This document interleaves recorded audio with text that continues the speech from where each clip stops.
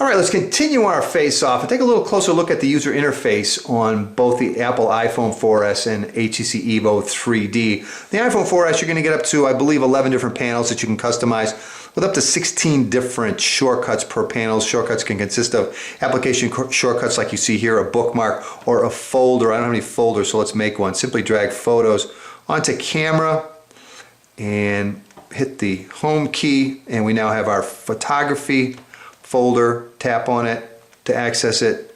If we want to break it back up, hold down, drag it out.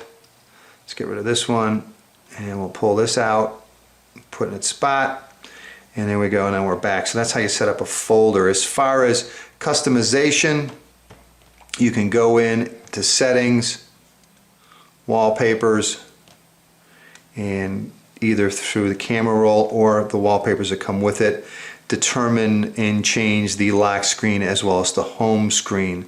And that's about it. On the EVO 3D, you're going to get 7 different panels.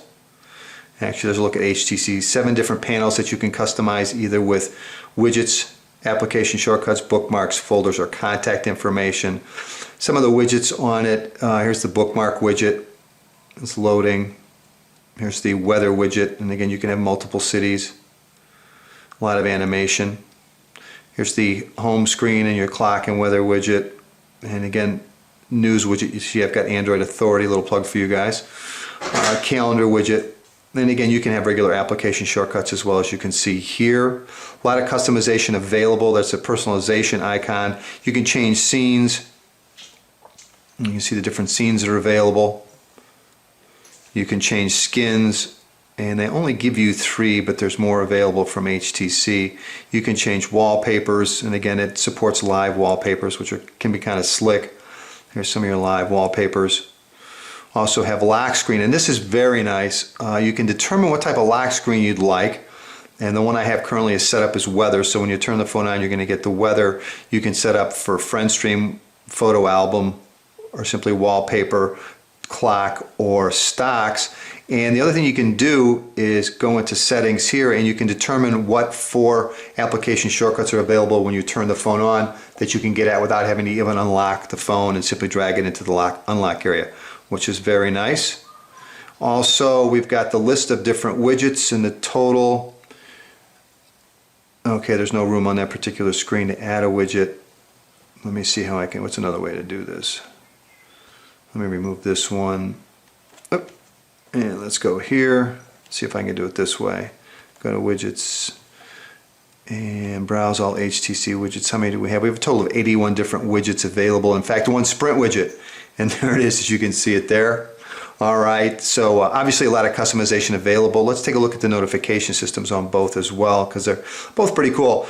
On the iPhone 4S, you've got weather up here at the top, as you can see. Then we've got calendar, New York Times, stocks. Best way to probably look at that is if you go into settings, and we'll go to notifications right here, and these are the different notifications I can add to the notification page, or reminder, or whatever you want to call it. And your notifications, the way you set it up is you can either have no notification when something does happen, you can have a banner notification or an alert notification. You can turn it on and off, show the number of items under the notification. So it's very covers quite a bit of information, very well done. And on HTC, also very well done. It's going to show you the last 8 applications that you open. 1, 2, 3, 4, excuse me, last 10. No, wait, 1, 2, 3, 4, 5, 6, 7, 8. Yeah, last 8, that's what I thought. And you can also go into quick settings, which will give you shortcuts, connectivity manager shortcuts. So on notifications, you're probably going to get email, messaging, applications need updating. Typical what you would expect for notifications, along with the last shortcuts, the last 8 applications, along with shortcuts to connectivity settings. So both of them have done a very good job in setting that up. Take a look at the main menu. Again, on the iPhone 4S, the phone itself is the main menu. You've got different panels of application shortcuts here. You can look at all apps. You can look at favorites or frequently used, and download.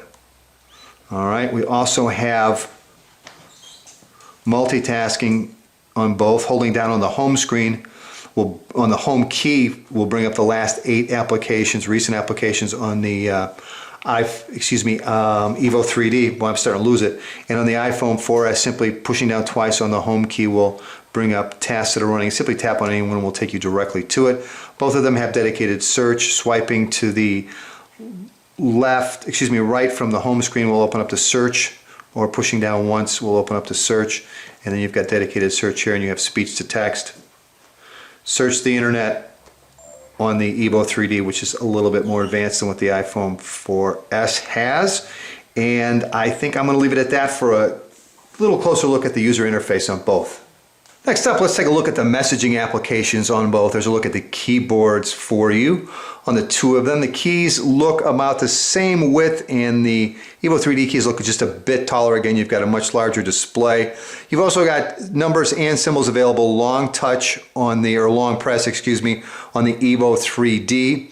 Other than that, one thing that's different on HTC devices, the numbers, symbols are down in the lower right-hand corner, whereas on Samsung and iPhone 4S and a number of other phones, you'll find the numbers and symbols in the lower right-hand corner. Both offer speech to text. Call Craig on Tuesday. Call Craig on Tuesday. You notice with the iPhone 4S you get capitalization, which is pretty slick. Also on the EVO 3D, one other thing we need to take a look at, if I can get it to cooperate. Not what I want it to do at the moment. There we go, input methods. We have swipe as well. Let's take a look at the swipe keypad, and there's our swipe keypad, and we don't need this, so we'll kill that for the moment. Let's go back. There's our swipe keypad. And again, I'm horrible at this, but I will give it a shot. Call John on Tuesday. And we get call John in Tuesday. Wow, not bad. I'm getting better. Also, your suggestions here, which you can tap on to replace, so we can change Tuesday to Teddy. No big deal there. As far as keyboard layout, again, you have speech to text. Keys look to be a little closer in size on the with swipe than they do with the touchpad keypad. Both have enter. One thing I forgot to check, let's check that out. I want to make sure we have an enter key on our touch input as well. And we do, we have enter keys on both. All right, so we've got swipe, and let's take a look at the keypads in landscape on both. Give you a look at that. There we go. There's a keypads. Now, one other thing I wanted to do is let's go in and check out attachments. You can see on the EVO 3D we have picture, video, audio, location, contact vCard, and appointment, calendar vCard. And on the iPhone 4S, it's either the gallery or take a new picture or video. So a little bit more available as far as attachments on the EVO 3D. All right, let's wrap up today's face-off between Apple's iPhone 4S and HTC's EVO 3D with our browser comparison. Kind of both running off the same Wi-Fi network. I have the cache history cleared on both, and I've got flash disabled on the EVO 3D. So let's start this out with Engadget, and we're off. And it looks like the EVO 3D is in a hurry to get there. iPhone 4S, what are you doing? Come on, there it goes. A little lag there for a second. Here it comes. There we go. And I got both displays are set to default brightness. Wow. EVO 3D, no, not quite done. Still loading a little bit more.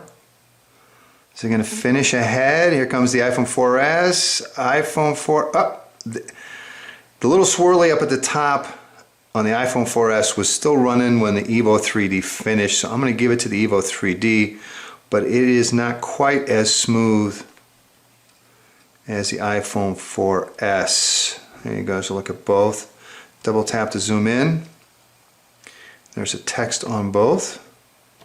And again, one of the things you can do with the EVO 3D is the text dynamically rewraps itself when you use pinch to zoom, which is very nice, which the iPhone 4S does not. Excuse me. Alright, any rendering issues on either one of them? You can see how smooth the EVO 3D is. And the iPhone 4S, both very smooth. And again, both running off the same Wi-Fi network. Alright, let's go over to Smartphoneenvy and give that a whirl, and we're off. And it looks like it's going to be the iPhone 4S by a lance. Oh, here comes the EVO 3D. iPhone 4S looks like it's just about done, well ahead of the, oh, here it comes, EVO 3D. Who's going to take it? Looks like, wow, I think it was the EVO 3D, but if it was, it wasn't by a heck of a lot. That was very close. Again, I've got both the displays set to default brightness. And there you go. Let's double tap and zoom in on one of these. Take a little closer look. There you go. Let's try one more. Let's head on over to the actual story. See who takes that. Looks like the iPhone 4S is going to handle that. Well, here comes the EVO 3D. iPhone 4S is done. First to load the post. You're going to double tap to zoom in, double tap to zoom in on both. And again, you can dynamically rewrap the text. Unable to do so on the iPhone 4S. Oh. So there's a look at our browser comparison and our face-off between the Apple iPhone 4S and HTC EVO 3D. My name's Craig with Smartphone Envy. I hope that's been helpful. Take care.